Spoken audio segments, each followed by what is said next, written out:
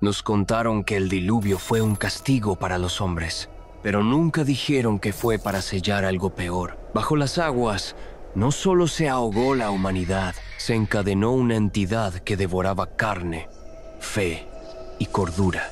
Y hoy en Terrospectro te contaremos la historia que fue borrada del Génesis, el juicio de los antiguos. El diluvio no solo fue un juicio para la humanidad, sino para una entidad que se alimentaba de la carne de los hombres. Nadie lo cuenta así. En las Escrituras, el agua cae como castigo por la corrupción de los hombres. Pero, ¿qué clase de corrupción merece ahogar al mundo entero? ¿Y por qué en lo más profundo de la tierra tiemblan las piedras cuando se pronuncia el nombre de los caídos? Antes del agua hubo sangre. Antes del castigo hubo una infección. Génesis dice que los hijos de los dioses descendieron y tomaron mujeres humanas. Lo que no dice es que dejaron algo atrás. Un legado que no caminaba entre los hombres, sino que los devoraba.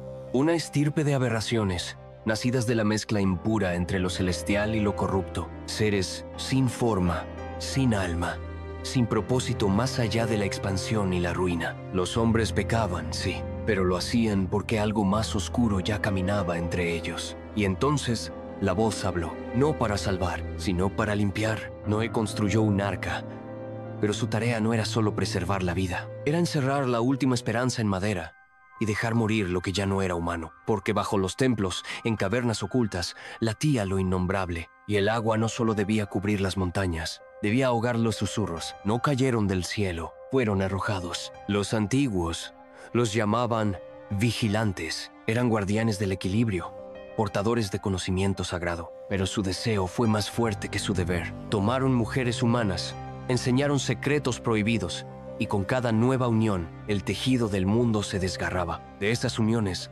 nacieron los Nefilim. Gigantes, sí, pero no solo de estatura. Gigantes en hambre, gigantes en perversión, carne contaminada con luz torcida. Pero incluso ellos fueron solo el comienzo. En los rincones oscuros de la tierra, donde ni la luz del sol ni la misericordia de Dios alcanzaban, algo más despertó. Algo que ni los caídos pudieron controlar. Criaturas que no hablaban, no pensaban, solo se arrastraban entre los huesos del mundo, hechas de sombra, de lamento y de hambre. Comenzaron a devorar pueblos enteros. Se escondían en las montañas, en los ríos, en las entrañas de los hombres. Eran una plaga, un eco de lo que había más allá del cielo. Los dioses caídos miraban su creación y no veían gloria, sino reflejos deformes de su pecado. Y fue entonces cuando comprendieron que la única salvación para el mundo sería sumergirlo, porque ya no era cuestión de castigar al hombre, era cuestión de silenciar lo que no debía existir. Y aún así, algunos de esos horrores sabían nadar. Era un mundo hermoso por fuera, ciudades de piedra blanca, música al amanecer, mercados llenos de voces y risas. Pero la belleza era un disfraz. Bajo las fachadas, bajo la piel, algo supuraba. Los hombres habían aprendido de los caídos, la alquimia del cuerpo, la manipulación del espíritu, los rituales para invocar y para alimentar. El culto a lo indescriptible crecía en templos ocultos, sacrificios, pactos, silencios comprados. No eran supersticiones, eran contratos, y los dioses verdaderos guardaban silencio, como si esperaran que la humanidad se destruyera sola.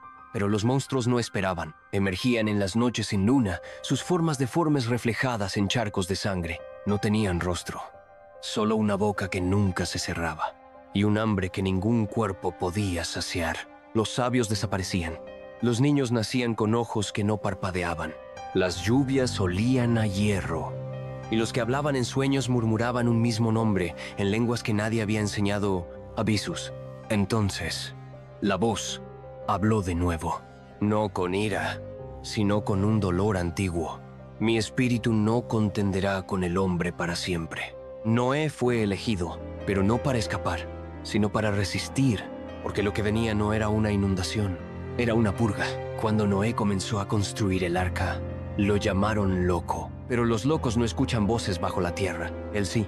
Cada golpe de martillo resonaba como un eco en el mundo subterráneo, y con cada día que pasaba, las cosas que dormían comenzaron a moverse. Primero los animales. Algunos huían de los valles, otros se arrojaban al fuego. Los pájaros callaban, como si temieran alertar a algo que ya estaba despierto. Luego, la tierra se agrietaba en lugares donde no debería. Sangraba, literalmente. Los hijos de los Nefilim, los que aún caminaban sobre la tierra, comenzaron a enfermar. Sus cuerpos gigantescos se retorcían en convulsiones que partían huesos, como si algo dentro de ellos quisiera salir. Y salió. No era carne, no era sombra. Era una mezcla de ambas. Un horror sin forma que arrastraba la corrupción allí donde se deslizaba. Los campos se pudrieron, el agua se volvió negra, y las personas comenzaron a escuchar susurros desde el fondo de los pozos. Los ancianos decían que el cielo se estaba cerrando, que el sol temía mirar lo que venía. Y en una caverna olvidada por siglos, una de las criaturas, una bestia tan antigua que su nombre solo podía pensarse, no decirse, abrió los ojos. Noé lo supo, porque en su sueño, Dios no le habló esa noche. El que lo hizo fue otro, y no pidió obediencia, pidió adoración. No fue una lluvia, fue un grito, un lamento desgarrado del cielo y del abismo. Y se rompieron las fuentes del gran abismo, y las ventanas del cielo fueron abiertas. El agua no cayó, irrumpió, como si el mundo estuviera siendo desgarrado desde dentro, como si algo que habitaba bajo las rocas por fin hubiera recibido su señal. La tierra se quebró, y de ella no solo brotó agua, sino cuerpos, criaturas que no tenían nombre ni necesidad de uno. Eran fragmentos de una mente que nunca fue humana, retazos de un dios enterrado. Los hombres corrieron a refugiarse en templos, pero los templos ardían por dentro. Las estatuas sangraban, los altares susurraban. Noé cerró la puerta del arca, pero no con miedo. Lo hizo con la certeza de que, afuera, el juicio ya no era humano, era cósmico. Los Nefilim rugían mientras se hundían en la creciente. Algunos intentaron subir al arca, otros se arrodillaron ante el cielo, pero el cielo no los miraba.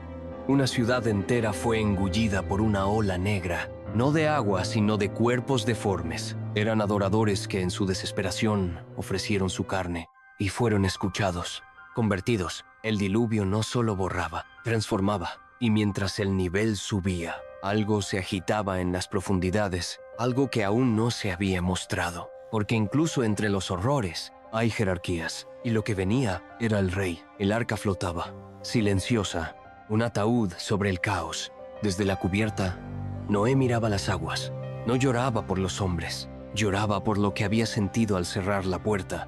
Un temblor, no en la tierra, sino en la estructura misma de la realidad, porque debajo del agua, muy por debajo, algo se estaba moviendo. No era uno de los Nefilim, no era un demonio, ni un dios. Era anterior a todo eso. Las leyendas lo llamaban de muchas formas, pero en las visiones de Noé, solo aparecía como una silueta imposible, una sombra con forma de ausencia, un vacío que respiraba. El agua era solo la cortina. El verdadero juicio era una prisión líquida. Las criaturas menores, los híbridos, los deformes, habían sido solo guardianes sin saberlo, vestigios de su mente derramada en el mundo.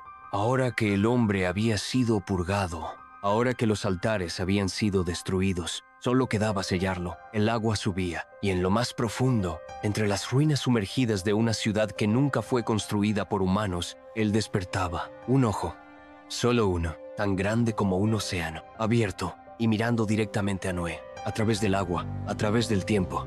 Tú no me entierras, solo me retrasas.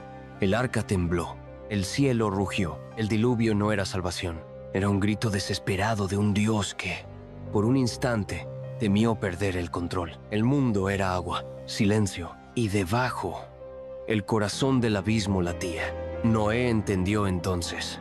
El arca no era un refugio, era un instrumento ritual, un sello sagrado tallado en madera y obediencia. Cada animal, cada ser vivo resguardado, no era simplemente una muestra de continuidad, era una clave, un código genético divino, porque lo que dormía bajo las aguas no podía morir. Solo podía ser contenido por aquello que aún era puro. El arca no navegaba al azar, era guiada por fuerzas que Noé apenas alcanzaba a comprender. Debía llegar al punto exacto, la fisura original, el lugar donde la entidad había sido aprisionada tras la rebelión de los caídos. La misión de Noé no era repoblar el mundo, era cerrarlo. Y cuando la embarcación llegó, cuando el ojo en las profundidades se abrió de par en par, cuando los mares hervían y las montañas temblaban, Noé descendió, no físicamente, espiritualmente, porque para sellar a un Dios caído, hacía falta un sacrificio que no fuera sangre, sino voluntad.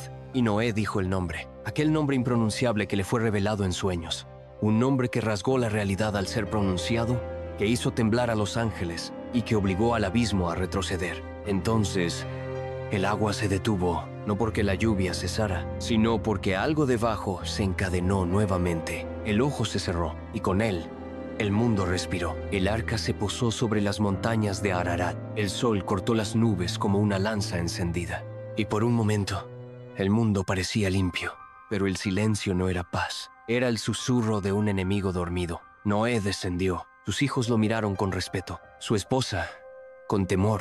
Él ya no era el mismo, porque cuando uno habla con el abismo, aunque lo selle, algo siempre vuelve con él. Los animales salieron, las aves volaron, la vida continuó. Pero esa noche, cuando todos dormían, Noé alzó los ojos al cielo y no rezó.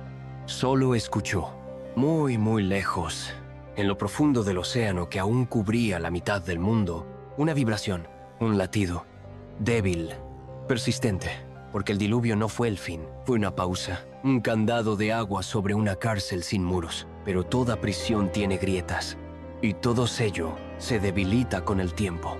Hoy, las aguas se han retirado, los mares se calman, los hombres olvidan, pero el juicio de los antiguos no terminó, solo espera su momento. Y cuando vuelva, no habrá arca, no habrá advertencia, solo abismo. Tal vez el castigo divino no fue por la maldad del hombre, sino por haber abierto puertas que jamás debieron existir. Y hoy, en nuestra ciencia, en nuestra arrogancia, ¿no estaremos tocando esos mismos sellos? Porque lo verdaderamente monstruoso no viene del cielo, viene de abajo. Si esta historia te hizo pensar, sentir o estremecerte, no guardes silencio. Comparte esta historia con alguien que creas que necesita recordar que hay fuerzas más allá de lo visible. Déjame en los comentarios. ¿Crees que algo realmente fue sellado en el diluvio? ¿O seguimos conviviendo con ello sin saberlo? Suscríbete para más relatos que no solo cuentan una historia, sino que despiertan algo que creías dormido. Porque hay verdades que no deben olvidarse. Y esta puede ser una de ellas.